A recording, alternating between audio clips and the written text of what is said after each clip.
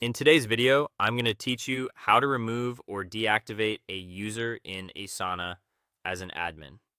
Before we begin, make sure you're signed in with an account that has admin or workspace owner permissions. Only admins can manage member access at the organization or workspace level. If you have multiple workspaces or organizations, double check you're in the correct one so you don't make changes in the wrong place. Start by logging into Asana with your admin account. Once you're in, open the admin console. In organizations and paid plans, you'll typically see admin console under your profile photo or initials in the top right. If you're using a free workspace or don't see the admin console, open the workspace or organization settings instead. The controls you need will be there under a members or people tab. Next, head to the members section. This view lists everyone with access, including guests. Take a moment to confirm the person you want to remove, especially if there are users with similar names. You can usually use the search field or sort the list to find them faster.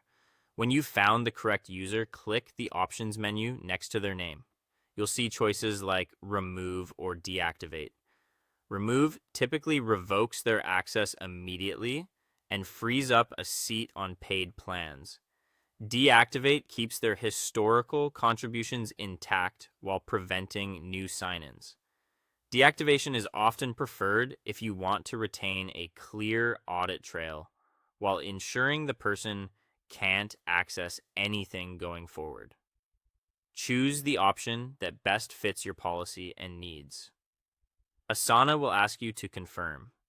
Read the prompt carefully because this action impacts access across projects and teams within the selected workspace or organization. Confirm to proceed. If your Asana plan presents any billing or seat notices here, review those so you understand how the change affects your subscription. Finally, verify the change, refresh the members list, and make sure the user no longer appears as active. If you chose deactivate, you may see their status reflected accordingly. You can also try searching for the person to confirm they don't have current access. In some cases, it may take a moment for the change to propagate across all views. That's it. You've successfully removed or deactivated a user in Asana. Keeping your member list accurate helps protect data, maintain compliance, and free up seats for the people who need them. If you have a larger team, consider setting a periodic review schedule so your access list stays clean and up to date. Thanks for watching, and I'll see you in the next tutorial.